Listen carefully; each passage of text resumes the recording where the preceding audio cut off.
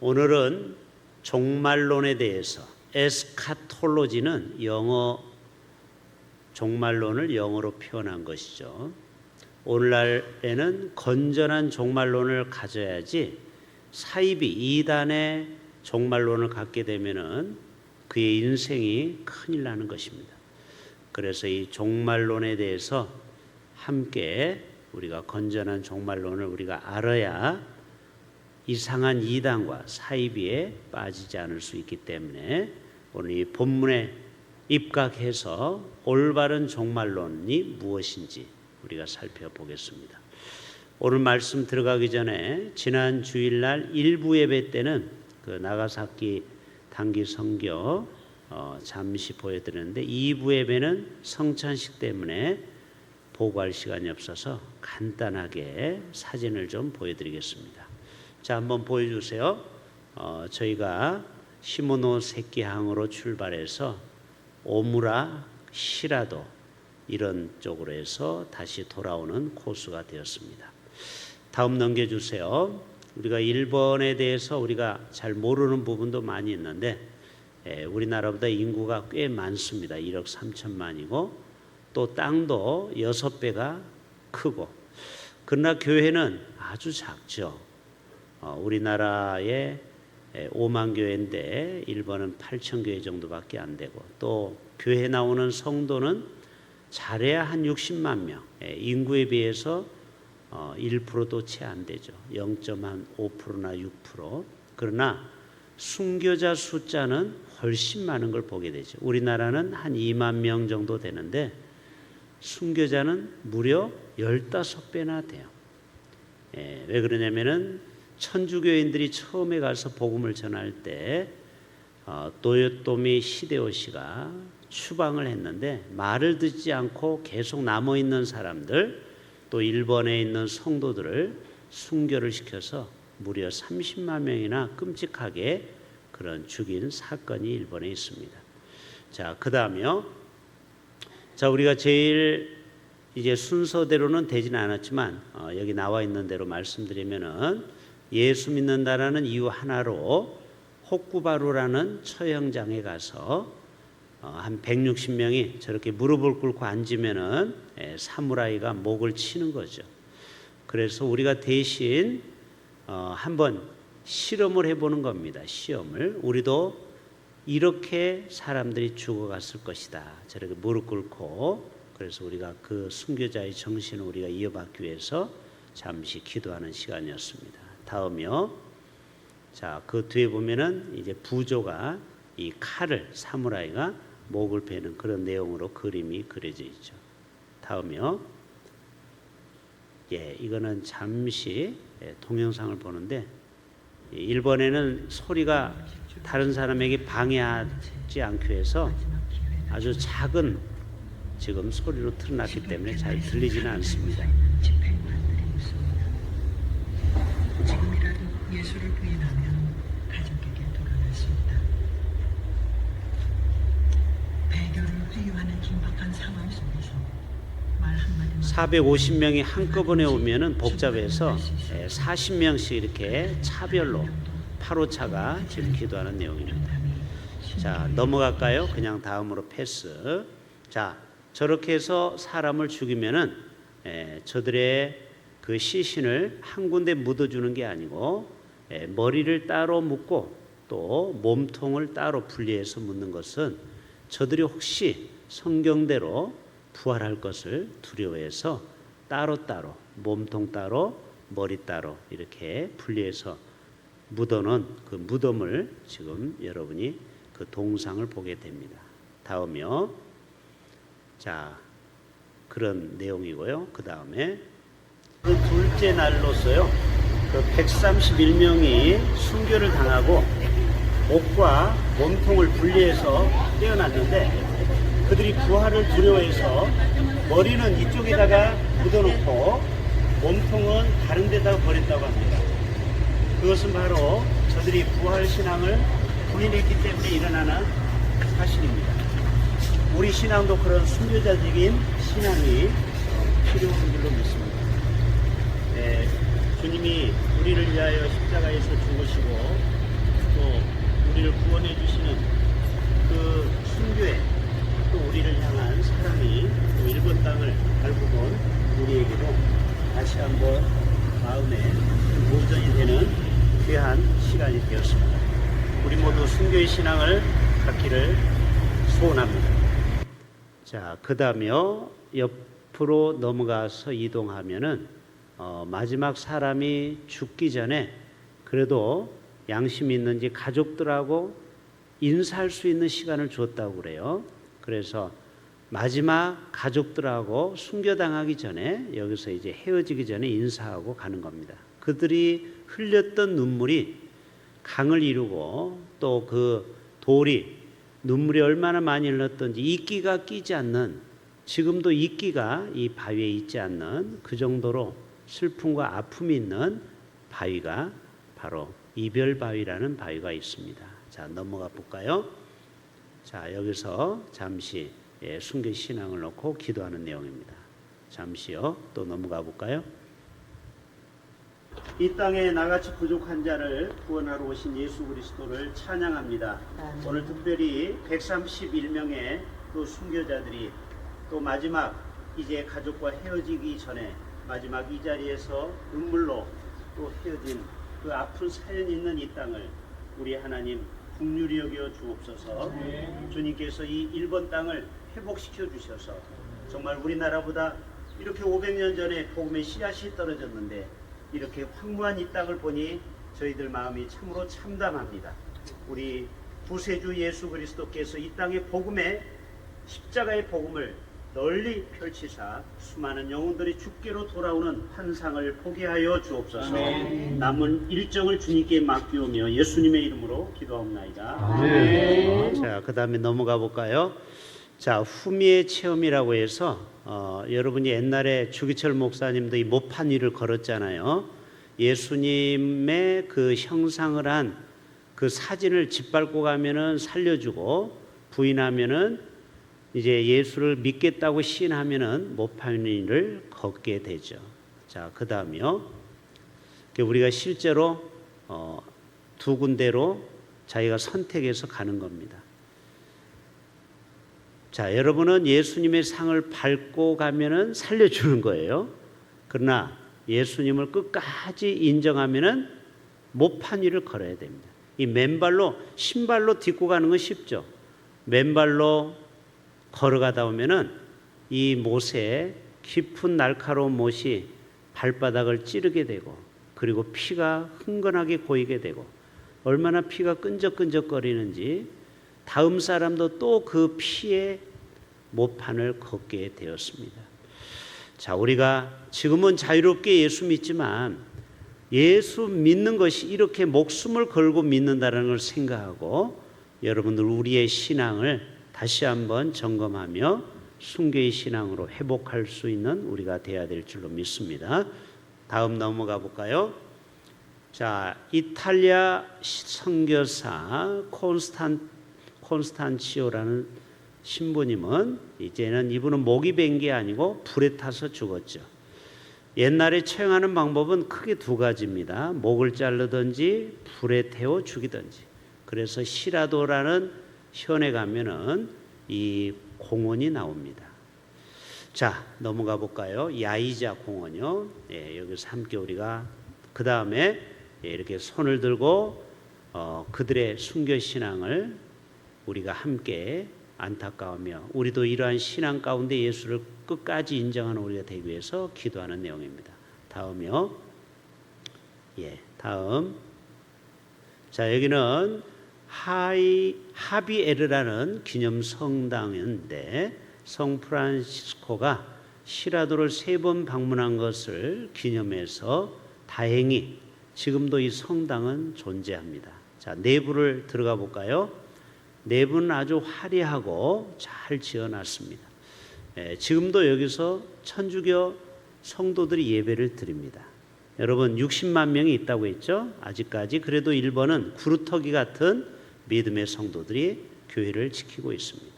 다음이요. 순교지 기념공원 맞은편에 순교자들 탑이 있어서 잠시 사진으로 남겨놨습니다. 다음이요. 마찌라 사료관이라고 여기에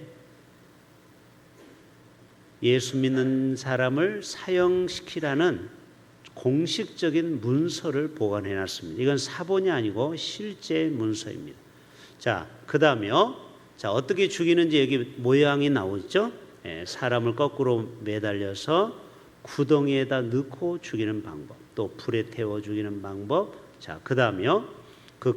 이 사료관에 보면 실제로 그 당시의 모습을 그림으로 스케치한 목격자들에 의해서 이렇게 되어 있습니다. 다음,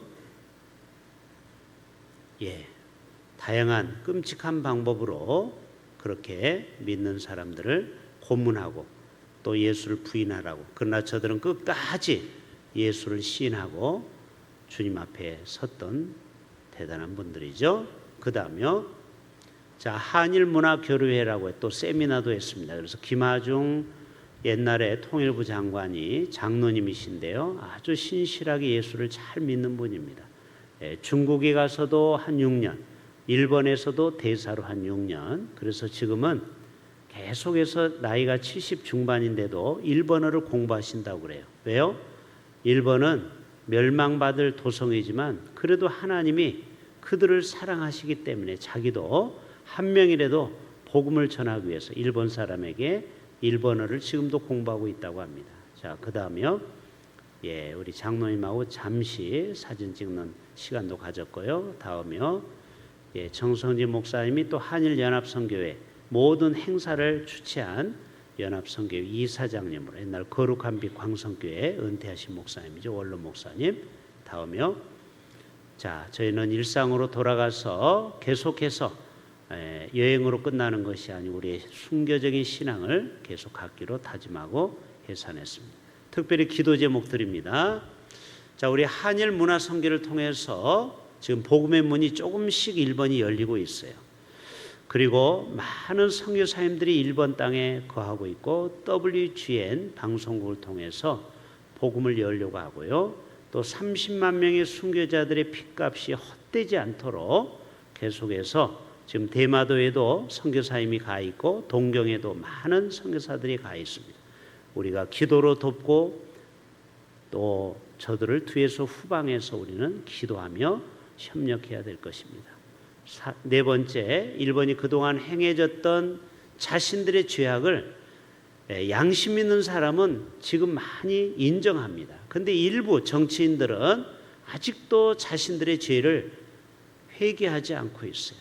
그래서 저들이 빨리 회개하고 자신들의 잘못을 사과할 수 있도록 저들의 마음을 열어달라고 기도할 수 있기를 바라고요. 일본의 약 8천 교회와 60만 명의 신실한 신자들이 주님의 강한 손으로 붙들 수 있도록 이 5가지를 놓고 여러분이 계속 일본을 위해서 기도해 주시길 바랍니다. 자, 오늘 본문으로 다시 돌아갑니다. 자, 오늘은 건전한 종말론을 우리가 이야기하자고 했는데 1987년 8월 27일 날 29일 날 오대양 사건이 일어났습니다. 여러분 들어보셨죠? 오대양 사건. 박순자라는 여자가 자기 교회에 나오는 성도들에게 돈을 빌려주기 시작합니다. 그리고 이자를 주기 시작해요. 그리고 나중에는 걷잡을 수 없는 이제 이자가 많아지기 시작합니다. 그래서 그때 총 170억 원의 부도가 납니다. 결국 저들은 그 돈을 갚지 못해서 이 오대양이라는 공장에서 스스로 목숨을 끊어서 32명의 시신이 발굴이 된 사건이 오대양 사건입니다. 이거는 뭐냐? 잘못된 구원관을 가진 거예요. 잘못된 종말론. 어차피 죽으면은 끝이기 때문에 우리는 스스로 목숨을 끊고 이 빚의 부채를 갚으려고 잘못된 판단을 한 것입니다. 사실 박순자라는 이 여자분 위에 윗대가리에 누가 있어요? 유병헌 아시죠? 구원파 세모. 이 사람이 결국 세월호 사건의 핵심이 되었고 또 이 사람을 3억 원 현상금을 걸고 잡으려고 했는데 잡았어요? 못 잡았어요? 못 잡고 결국 죽음으로 발견이 됐습니다. 물론 지금도 미스테리예요. 이 사람이 어디에 지금 도망 다니고 있는지도 몰라요. 아무튼 국과수에서는 그 사람이 시신으로 알고 매실밭에서 죽음으로 발견이 됐습니다. 여러분, 자기 혼자만 죽는 게 아니고 32명의 아까운 이 땅의 사람이 잘못된 종말론 때문에, 사이비 이단 때문에 목숨을 잃고 말았어요. 그리고 5년 뒤에 1992년 10월 28일 다미 선교에 들어보셨죠? 세상을 깜짝 놀라게 한 종말이 왔다. 언제? 10월 28일. 그때 여러분 뉴스에도 이 다미 선교회를 취재하러 갔습니다. 근데 12시 온다고 했거든요. 예수님이 1시가 되고 2시가 되고 3시가 되고 결국 사기로 들통이 나버렸습니다. 그래서 많은 학생들이 전교에서 1등하는 고등학생이요, 학교를 때려치고요, 주님이 오신다는데 공부하면 필요 없다, 무슨 공부냐, 그래가지고 여러분 전교 1등한 애가 학교를 그만두고 다미 선교에 빠졌고요. 또 어떤 사람은요, 어차피 주님이 오시는데 살아서 뭐하느냐, 자살하는 사람도 생기고요. 얼마나 사회적인 무리를 일으켰는지 그때 10만 명이 다미 선교에 따르는 사람이 되었어요. 몇 명이 잘못된 종말론에 빠졌다고요? 10만 명. 그리고 어차피 죽을 거 주님 오시는데 돈이 필요하냐? 그래서 이 다미 선교에 돈을 바쳤는데요, 무려 34억이나 이 다미 선교의 이 장님 개인 통장에 돈으로 들어갔어요. 근데 우리나라 법이 참 희한해요. 그렇게 사회적인 무리를 일으킨 이 장님 씨가 깜빵에 가서 산 기간은 고작 1년밖에 되지 않아요. 지금 이 사람 살아 있습니다. 또 어떤 이단을 퍼뜨릴지 몰라요. 제 생각에는 이런 사람은 영원히 사회로부터 격리시켜야 되는데 그만 1년밖에 살지 않고 지금도 어떤 일을 할지 몰라요. 자, 제가 두 건의 대표적인 잘못된 종말론을 말씀을 드렸습니다. 자, 그러면 건전한 종말론은 뭐냐? 마태복음 24장을 여러분이 꼭 집에 가서 읽어보셔야 돼요. 여러분 마태복음 24장에 보면은 14절에 이 천국 복음이 모든 민족에게 증언되기 위하여 온 세상에 전파되리니 그제야 끝이 오리라. 자, 주님이 언제 오신다고요? 그 날과 그 시는 아무도 모른다고 했어요. 이장님처럼 날짜와 시간을 정하는 건 다 사이비 이단이에요. 그런데 여러분 절대 현혹받으면 안 돼요. 하나님의 복음이 온 세상에 땅끝까지 증거될 때 그때 주님이 오신다라는. 그러니까 우리는 아무도 몰라요. 이 지구상에 복음이 언제 끝이 나는지 우리는 알 수가 없는 것이죠. 그 다음에는요, 여기 있다 저기 있다고 해도 절대 현혹되지 말라고 했죠. 이 성경적인 종말론을 지금 말씀드리는 거예요. 요동하지 말라는 거예요. 이단들이 폭증한다라는 거예요. 민족이 민족을, 나라가 나라를, 전쟁이 일어나고, 이게 종말의 때에 가까우면 이런 일이 생긴다 이것입니다. 그리고 처처에 기근이 일어나고 지진이 일어나고 사랑이 식어진다라는 거예요. 사랑이 식어진다. 그러나 끝까지 견디는 자는 구원을 얻으리로다. 따라서 합시다. 끝까지 견디는 자는. 여러분 종말 신앙은 주님이 내일 올지 모레 올지 모르기 때문에 절대 우리는 두려움을 가지면 안 돼요. 그리고 매일매일 하루하루를 성실하게 살아가야 돼요. 주님이 언제 오실지 모르는데 종말이 가까웠다고 생활을, 직장을, 학교를 그만두는 어리석은 사람이 되면 안 돼요. 주님이 언제 오실지 모르니까 여러분 지금 하는 대로 그냥 하면 돼요. 직장인은 직장, 사업가는 사업, 학생은 공부. 그렇게 하루하루 최선을 다하고 신앙생활 하다가 주님이 오시면은 저와 여러분은 기름을 준비했잖아요. 따라서 합시다. 성령의 기름. 다 준비하고 계시죠? 늘 깨어 있으라 이 말이에요. 깨어만 있으면은 주님이 도적같이 와도 걱정할 게 없어요. 할렐루야. 주님이 언제 오시면 그게 무슨 상관이에요. 내년 오실지 10년 후에 올지 100년 올지 그거는 중요한 게 아니에요. 그냥 매일매일 성령의 기름을 준비하고 하루하루 지금처럼 일상을 살아가세요. 그러다가 주님 오시면 믿는 자는 휴거되는 거예요. 뭐가 그렇게 어렵습니까? 뭐가 그렇게 복잡합니까? 근데 이단들은요, 어떤 특정한 피지, 가만히 있어, 피지 맞죠? 예. 피지라는 땅이 있죠? 지금 거기 가서 여러분 300명이 거기 가서 지금 살고 있는 거 아십니까? 그 이상한 신옥선이가 누구 여자 그 목사 이단도 참 별 이단이 많아요.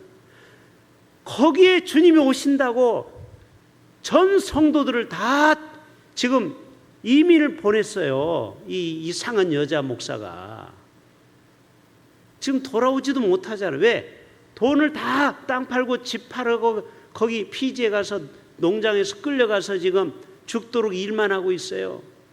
그 못된 여자 목사 때문에. 그리고 착취하고 그 아들이 또 그 대표가 돼가지고 그 사람 성도들을 다 피를 빨아먹고 있어요. 그런데 여러분, 왜 인간이 어리석은지, 왜 그런데 따라갑니까? 아무리 목사라고 해도 여러분, 목사 말, 엉터리 목사 말은 들으면 안 돼요. 진리를 들어야지 사람을 믿으면 안 돼요.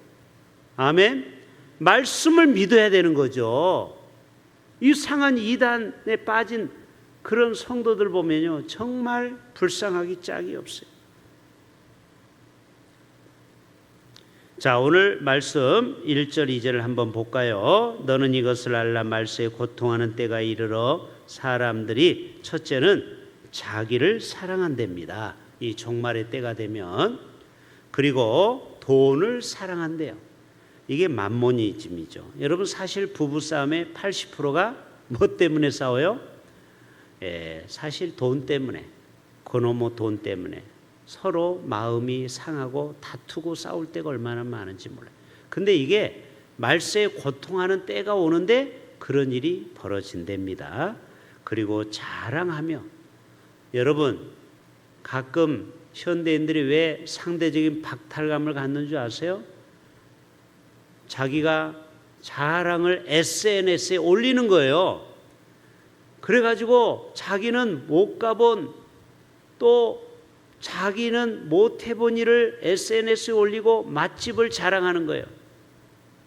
자기는 먹어보지 못한 그 비싼 음식을 사진을 찍어서 올려요. 그러다 보면요, 상대적인 박탈감을 갖는 거예요. 현대인들은요, 자랑을 많이 해요. 이게 말세에 고통하는 때가 온다니까요. 이게 지금의 증거라는 거예요.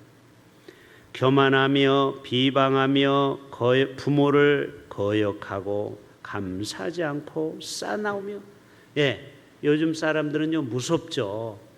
층간소음 때문에 막 끔찍한 일도 벌어지잖아요. 또 운전한다고 또 내 유업적인 운전을 했다고 해서요, 끔찍한 일을 저지르는 일이 얼마나 많이 있습니까? 이 마지막 때가 되면은 사람들이 다 두렵고 무섭다라는 거예요. 싸납다라는 거예요. 그리고 쭉 보면은 마지막에 따라서 합시다. 쾌락을 사랑하기를. 자, 이 마지막 종말의 때 되면은 쾌락 사랑하기를 하나님 사랑한 것보다 더 귀하대요. 근데 이 본문을요, 메시지 성경에는 재밌게 표현하고 있어요. 따라서 해봅시다. 그들 속에 짐승이 들어앉아 있다. 이 6절의 말씀을, 5절의 말씀을 그렇게 표현하고 있는 거예요. 이 말세에 고통하는 때가 되면은 사람이 쾌락 사랑하기를 하나님 사랑하는 것보다 더 크다고 했는데, 이거를 메시지 성경에는 뭐라고 표현됐다고요? 그들 속에는, 마지막에 사람들 마음 속에는 짐승이 한 마리씩 들어있다는. 야, 기가 막힌 표현이에요.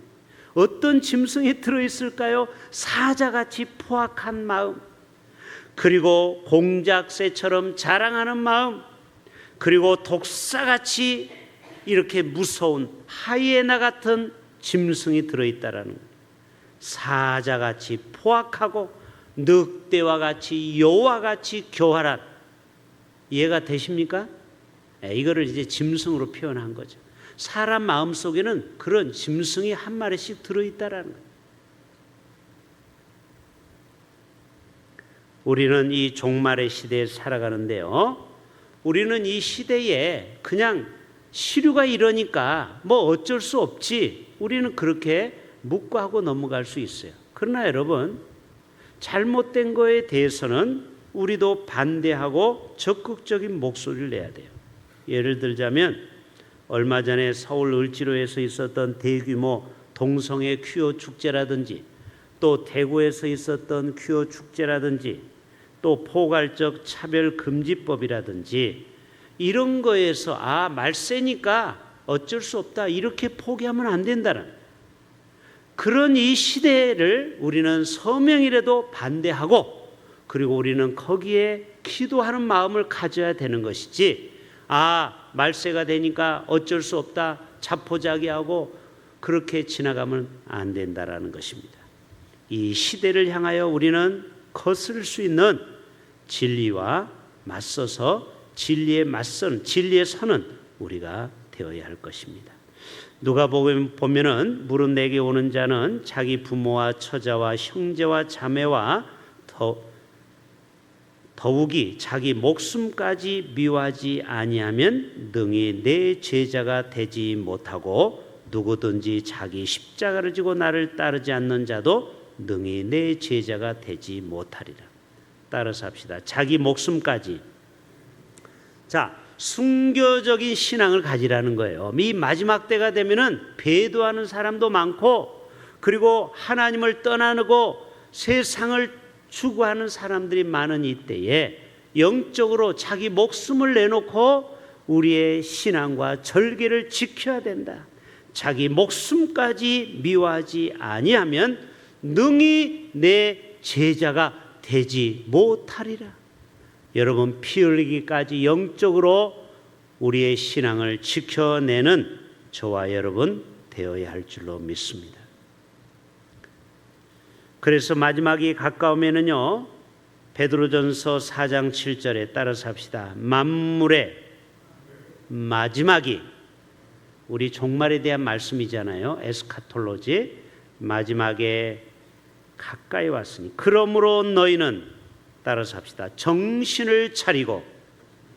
자, 이 베드로 사도가 우리에게 충격요법으로 주는 거예요. 너희는 이 에스카톨로지, 종말의 때에 한 가지 기억해야 되는데, 잘못하면 신경이 무뎌져서 영적으로 문둥병자가 될 수 있어. 그러니까 너는 정신을 똑바로 차려야 돼. 근신해야 돼. 기도해야 돼. 무엇보다도 뜨겁게 서로 사랑할지니 사랑은 허다한 죄를 덮느니라. 여러분, 정신을 차린다, 이 말을 NIV 성경에는 clear mind, 무슨 말이냐면 마음을 깨끗하게 하라는 거예요.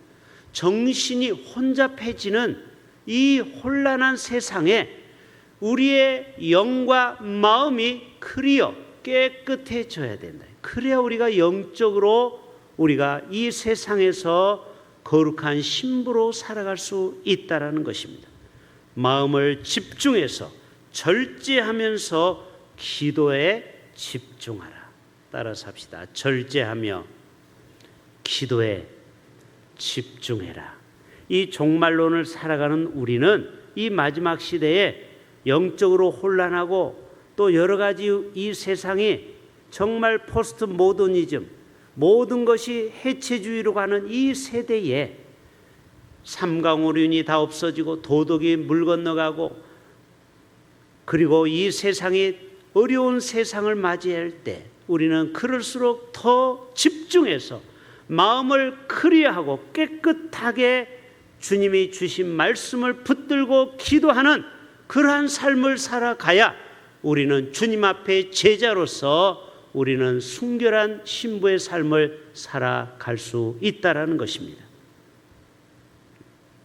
야고보 사도도 이런 말씀을 했죠. 그러므로 형제들아, 주께서 강림하시기까지 너희는 길이 참으라. 보라, 농부가 땅에서 나는 귀한 열매를 바라고 길이 참아 이른 비와 늦은 비를 기다리나니 너희도 길이 참고 마음을 굳건하게 하라.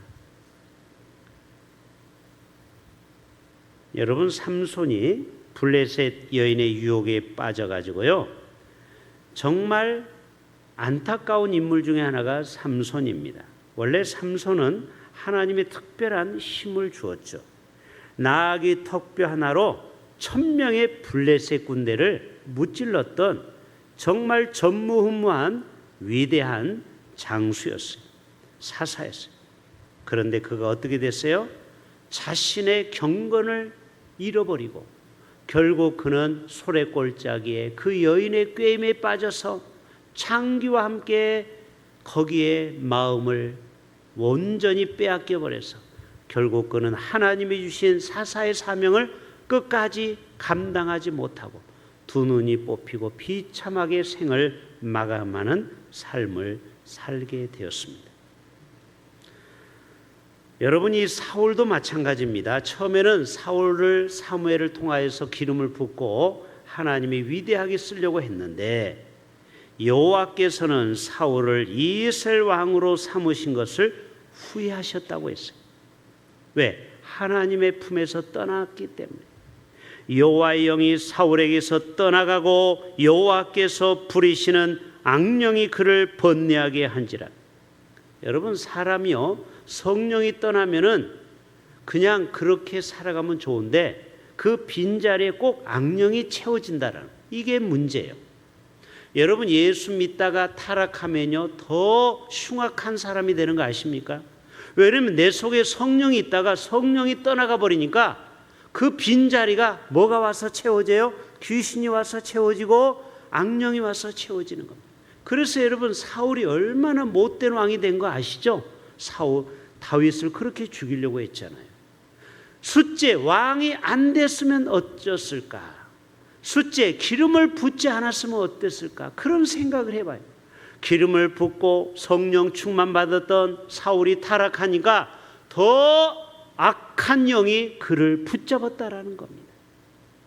그러나 사무엘하 3장 1절에 따라 세웁시다. 다윗은 점점 강하여져 가고 사울의 집은 점점 약하여지더라. 결국 사울의 가문은 점점 망해가고 다윗의 가문은 흥왕하고, 그 차이가 뭐예요? 하나님이 떠나가고 하나님이 충만하고, 그 차이요. 다윗은 점점 성령이 충만해져 가고 사울은 점점 악령이 충만해 가고, 그러니까 다윗의 가문은 올라가는 것이고 사울의 가문은 내려가. 결국 사울은 아들 셋이 있었는데 결국 전쟁 통해서 다 죽고 대가 끊어지고 말았죠. 결국 사울의 가문은 끝났습니다. 여러분, 우리가 이 종말론적인 신앙을 갖기 위해서는 날마다 우리의 삶이 경건의 삶을 살아가야 돼요. 경건한 가정에서 경건한 자녀가 나옵니다. 여러분, 위대한 사무엘 뒤에는 한 어머니가 있었어요. 누구죠? 한나라는 그 여인, 경건한 한 여인에 의해서 위대한 사무엘이 나오게 된 것입니다. 위대한 예수님 뒤에는 마리아라는 기도의 어머니가 있었고요. 모세 어머니 누구죠? 유니게. 여러분, 모세가 하루아침에 위대한 종이 된 게 아니에요. 유모가 왔죠? 아니, 여러분, 파피루스로 나일강에 버려졌잖아요.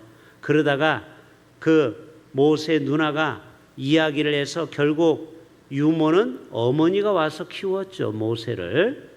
그 어머니가 누구라고요? 유니게가 모세를 어렸을 때부터 너는 유대인이다, 너는 하나님의 백성이다라고, 너는 애굽 백성이 아니야, 철저히 말씀으로 가르친 겁니다.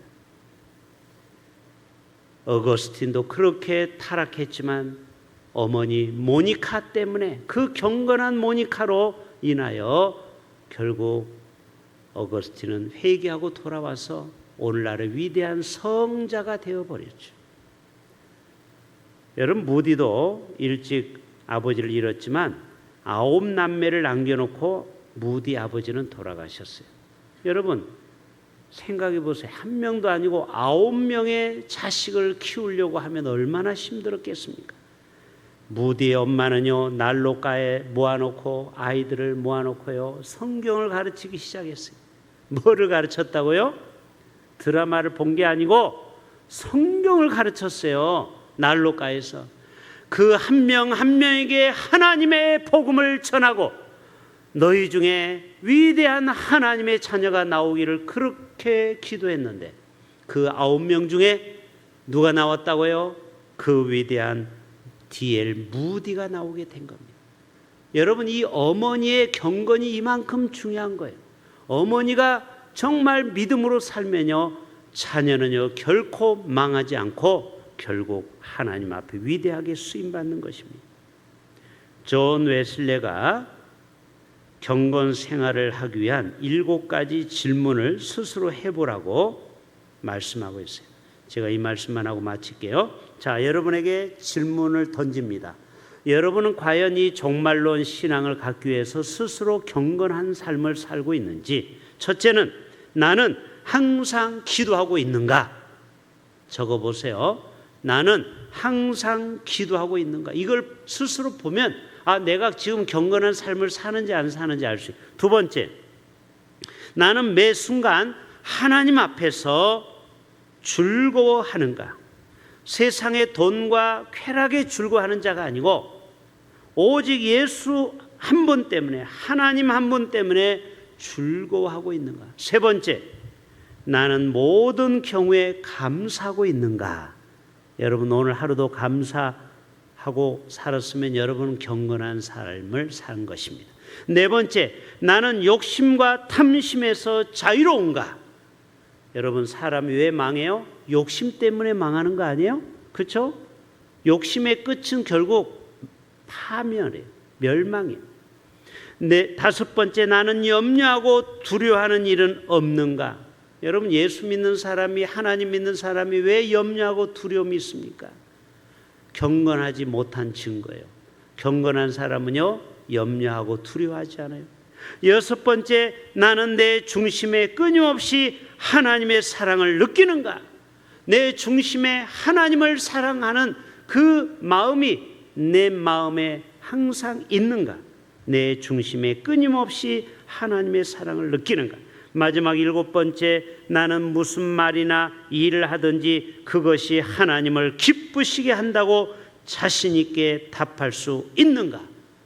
답할 수 있으면 그 사람은 경건한 사람이라는 거예요. 다시 일곱 번째, 나는 무슨 말이나 일을 하든지 그것이 하나님을 기쁘시게 한다고 내 스스로에게 자신 있게 말할 수 있어야 된다라는 거예요. 여러분이 7가지를 여러분의 경건한 삶의 하나의 시금석으로 생각한다면 우리의 삶이 반드시 경건한 삶을 살아가서 이 마지막 때 종말론적인 신앙생활을 함으로 우리 모두가 믿음으로 승리하는 삶을 살게 될 줄로 믿습니다. 우리 결단